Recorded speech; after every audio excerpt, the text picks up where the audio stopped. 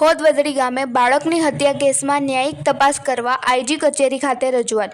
ભાવનગર જિલ્લાના ગારિયાધાર તાલુકાના ખોદવદરી ગામે 9 વર્ષના માસૂમ બાળક સલીમ બુકેરાની હત્યા કેસમાં આરોપીઓને ઝડપી લઈ બાળક અને તેના પરિવારને ન્યાય આપવા અંગે આઈજી કચેરી ખાતે લેખિત રજૂઆત કરવામાં આવી છે. ગારિયાધાર તાલુકાના ખોદવદરી ગામે તારીખ 10/4/2024ના રોજ બાળક ગુમ થયેલ અને તારીખ 13/4/2024ના રોજ બાળકની લાશ મળી આવી હતી. આ અંગે આજ દિવસ સુધી પરિવારને યોગ્ય ન્યાય ન મળ્યો હોય, જેને લઈને આજે એડવોકેટ અને સામાજિક કાર્યકર પોતાનો કિંમતી સમય કાઢીને ગરીબ માણસને ન્યાય દેવડાવવા માટે દર્શનાબેન જોશી પણ મેદાનમાં આવ્યા હતા અને આ મૃત્યુ પામનાર બાળક સલીમ બુકેરાને ન્યાય અપાવવા રજૂઆત સાથે સબાનાબેન કાળુભાઈ બુકેરા આઈજી કચેરી ખાતે લેખિત રજૂઆત કરી યોગ્ય ન્યાય માટે માંગણી કરી હતી. સંડી જાગૃતિ ન્યૂઝ તંત્રી જાહિદ મદ્રાસ સાથે રિપોર્ટર ઇરફાન સોલંકી, ભાવનગર. સબાનાબેન કાળુભાઈ બુકેરા, ગામ ખોડદરી અને ગારિયાધાર હું રહું છું. બેન, અત્યારે ક્યાં આગળ આવી હશે ને શું રજૂઆત કરવા આવી આજી ઓફિસે મારા છોકરા ન્યાય મળે. મારા છોકરા માટે અમે આવ્યા ને 11 મહિના થઈ ગયા, હજી આરોપી પકડાયા નથી. આરોપીને પકડે. તમારી શું માંગ છે? એને સજા મળે અને મારા છોકરાને ન્યાય મળે. આજે શું કીધું સાહેબે? તમે અહીંયા આજે આવ્યા? સાહેબે કીધું તમને ન્યાય મળશે.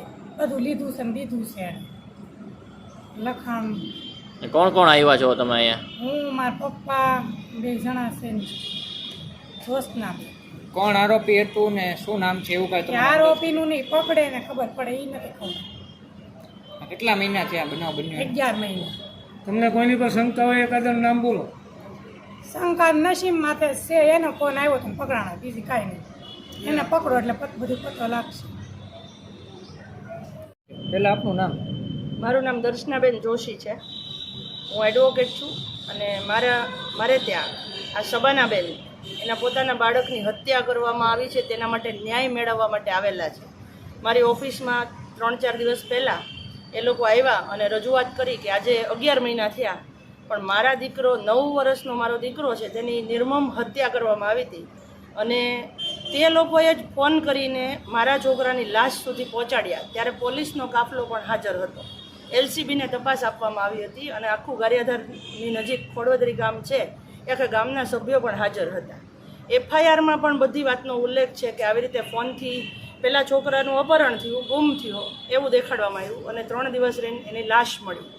તો આ સમય દરમિયાન જે લોકોએ હત્યા કરી છે એ લોકોએ ફોનથી બાળક કઈ જગ્યાએ એના ચપ્પલ મળશે, એની લાશ મળશે તેની તમામ માહિતી ફોન દ્વારા આપતા હતા અને આ સમય દરમિયાન પોલીસ પણ હાજર હતી અને FIRમાં પણ તેનો ઉલ્લેખ છે. FIRમાં પહેલાં અપહરણની કલમ દાખલ કરવામાં આવી અને ત્યારબાદ 302ની કલમનો ઉમેરો કરવામાં આવ્યો છે. છતાં આટલું બધું પુરાવો હોવા છતાં, અસંખ્ય વાર રજૂઆત કરવા છતાં આજ દિવસ સુધી આજે 11 મહિના થયા પણ આરોપીઓ ખુલ્લેઆમ રખડે છે અને એ લોકોને કોઈ પણ રીતે પકડવામાં આવે, એને સજા આપવામાં આવે અને બેનને, એમના પરિવારને, એના બાળકને ન્યાય મળે એ માટે અમે આઈજી સાહેબને રજૂઆત કરી, લેખિતમાં રજૂઆત કરી, આધાર પુરાવા આપી અને રજૂઆત કરવા આવ્યા છીએ અને અહીં અમને આશ્વાસન આપવામાં આવ્યું છે કે ગ્રાઉન્ડ લેવલથી તપાસ શરૂ થશે. એનામાં કોણ આરોપીઓ સંડોવાયેલ છે? એમના સગા છે જેના તાંત્રિક વિદ્યા કરવાના અર્થે બાળકની હત્યા કરવામાં આવી હતી અને એવા 6 આરોપીઓના નામ અમે લેખિતમાં, જે માતા પિતા છે એની આગળ પુરાવો છે, એના નામ આપ્યા છે. નસીમબેન બુકેરા, શાહીનબેન ગાહા, વસીમભાઈ ગાહા, અલારકભાઈ બુકેરા, યુનુસભાઈ બુકેરા, ઇમરાનભાઈ, લાલાભાઈ સમા. આ ટોટલ 7 આરોપી છે કે જેઓના જુદા જુદા પુરાવા છે કે આ બાળકની હત્યામાં એમનું ષડયંત્ર છે. આથી પોલીસ પાસે એક ન્યાયની માંગણી છે કે આ પરિવારને ન્યાય મળે અને આ 7 આરોપીની તાત્કાલિક ધરપકડ થાય અને જેલ હવાલે કરવામાં આવે.